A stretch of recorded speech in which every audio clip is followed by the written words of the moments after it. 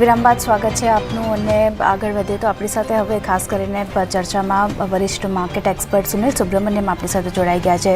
सुनील जी, स्वागत है सीएनबीसी बाजार पर आपका और गुड आफ्टरनून। और अगर सबसे पहले बजट की बात करें तो आप कैसे देख रहे हैं बजट को, क्योंकि हमने देखा है कंजम्पशन को लेके जिस तरीके का फोकस रहा है सरकार का, वहाँ पे एक बूस्ट जो दिया हुआ है, पर साथ ही पर्सनल इनकम टैक्स में जो एक अनाउंसमेंट हुई है उसको लेके भी थोड़ी एक राहत जो है वो मिली है। पर ओवरऑल बजट की बात करें तो आप कैसे देख रहे हैं और क्या आपके हिसाब से आना चाहिए था अनाउंसमेंट और नहीं आया, और कहाँ पे फोकस जो होना चाहिए सरकार का वो यहाँ पे नहीं रहा है? कैसे देख रहे हैं बजट को?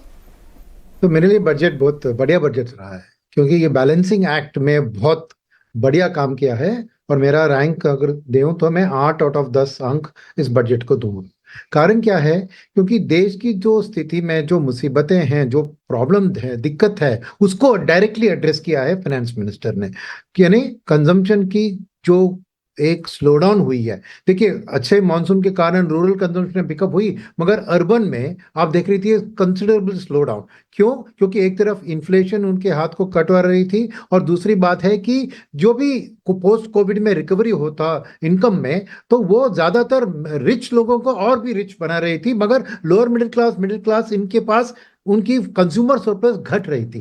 और इसका मल्टीप्लायर इफेक्ट नेगेटिव था इकोनॉमी के ऊपर, क्योंकि गवर्नमेंट खाली कैपेक्स की खर्चा करते करते जीडीपी ग्रोथ को 6.5, 7.5, 6.5 के ऊपर नहीं ले जा सकती है।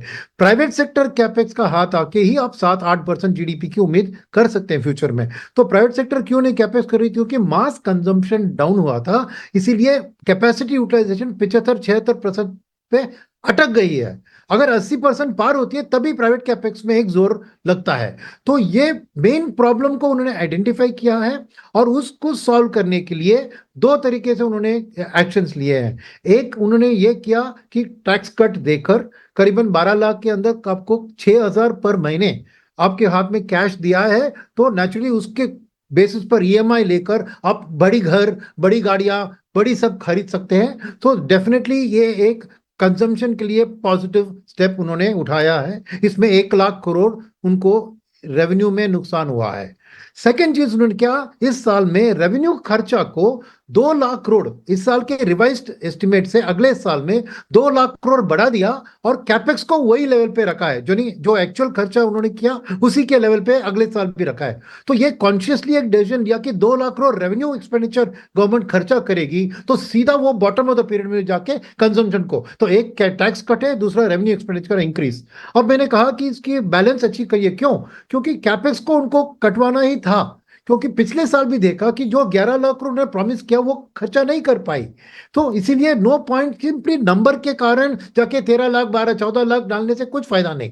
नंबर 2, एफआईएस का पैसा और हमारी रेटिंग, ये भी दोनों एक इंपॉर्टेंट है इंडिया को फॉरेन पैसा आने के लिए, क्योंकि हमारी उन्नति के लिए फॉरेन का पैसा बहुत इंपॉर्टेंट है।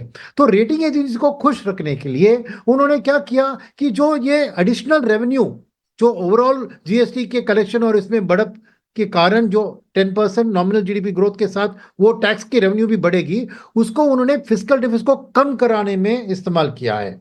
इस साल भी 4.9 के अगेंस्ट रिवाइज एस्टिमेट में 4.8 ही आया है, और अगले साल का भी बहुत एम्बिशियसली 4.4 उन्होंने रखा, ताकि रेटिंग एजेंसी भी खुश रहे। तो एक बैलेंसिंग एक्ट जो करना था उन्होंने बहुत बढ़िया तरह से किया। मानते हैं कि इसके कारण आपको डिफेंस, रेलवेज, जो भी कैपेक्स के ऊपर खर्चा करना था वो नहीं किया। तो नेगेटिव बात यही है कि जब वो सैक्रिफाइस कर रहे हैं कैपेक्स को, तो कैपेक्स की बात होती है कि 3-4 साल तक वो एक मल्टीप्लायर इफेक्ट जीडीपी को देती है, वेरएस रेवेन्यू एक्सपेंडिचर एक साल 1.5 साल में उसका इंपैक्ट जीडीपी पे खत्म होता है। तो ये एक शायद शॉर्ट टर्म के लिए उन्होंने रिएक्शन लिया है, जिसका लॉन्ग टर्म जीडीपी ग्रोथ पे शायद उतना असर नहीं होगा, मगर वो कॉम्पेंसेट हो जाएगा जब प्राइवेट सेक्टर की कैपेसिटी यूटिलाइजेशन बढ़ेगी कंजम्पशन के बढ़त के कारण।